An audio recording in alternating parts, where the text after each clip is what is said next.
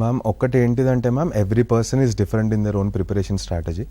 For example కొంతమంది ఏం చేస్తారు అని అంటే from morning to evening they only study one subject, వాళ్ళకి అది సూట్ అవుతుంది. కొంతమందికి ఏంటిదంటే వన్ సబ్జెక్ట్ ఒక రోజు అంతా అంటే దే ఫీల్ బోరింగ్, వాళ్ళు ఏం చేస్తారు అని అంటే 3-4 సబ్జెక్ట్స్లో స్ప్లిట్ చేసుకొని చేస్తారు. సో హిస్టరీతో పాటు పాలిటీ, ఎన్విరాన్మెంట్ కూడా చదువుదాము ఒక 3 అవర్స్ డైవర్సిటీ తెచ్చుకుంటారు ప్రిపరేషన్లో. సో అలాంటప్పుడు మన పర్సనాలిటీ స్టైల్కి ఏది సూట్ అవుతుంది అన్నది ఐడెంటిఫై చేసేసి we are getting bored with one subject, it's better we move on to the next subject. కానీ ఎండ్ ఆఫ్ ద డే సబ్జెక్ట్ని అర్థం చేసుకోవడం అన్నదికి, ఎందుకంటే అది అర్థం చేసుకోకుండా ఎగ్జామ్ అయితే క్లియర్ చేయలేరు.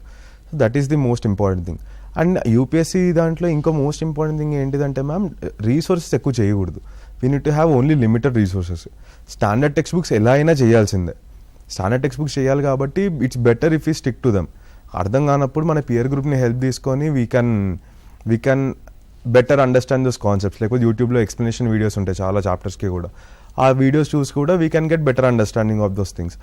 అంతేగాని ఆ బుక్ అర్థం కావట్లేదని చెప్పి if you keep shifting on hour resources, అది ఎప్పటికీ కన్సైజ్గా ప్రిపరేషన్ అన్నది అవ్వదు. అండ్ దానివల్ల ఏమైంది అని అంటే మన ఓవరాల్ ఏదైతే హోలిస్టిక్ ప్రిపరేషన్ ఆస్పెక్ట్ ఉంటుందో దట్ విల్ గెట్ డిలేడ్.